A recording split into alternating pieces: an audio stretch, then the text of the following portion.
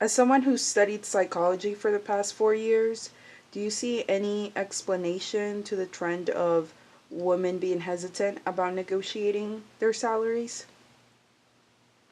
So there has been a sort of cultural, um, just a cultural awareness, I guess, recently about how hard women and people of color have to work to get as far as white men do. And I think that that awareness has kind of turned in, the saying, you have to work twice as hard just to get as far. And I think people have kind of, rather than using that to overturn these, ways of thinking, they've kind of settled into it. So I think it's kind of easy to say, well, I have to work twice as hard just to get as far. That's the way it is. And harder to uh, work at, the systems that make it that way, such as starting salary.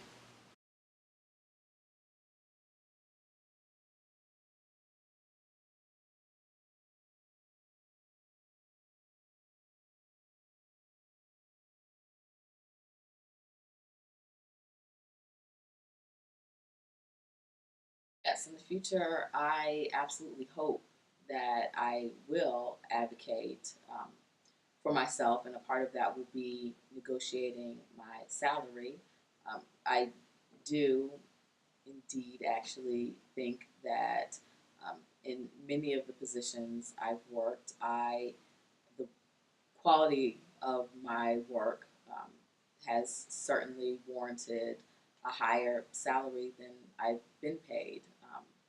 And my lack of having advocated in the past has less to do with any notions that I have that it's inappropriate to negotiate for a higher salary, and much more to do with what I think is the influence of um, a lot of my identities and the ways that I have identified as a racial minority, as a woman, and how that has impacted what I see as kind of my role um, in employment kind of negotiations. But yeah, I certainly hope that in the future I will again advocate for myself by negotiating for a higher salary.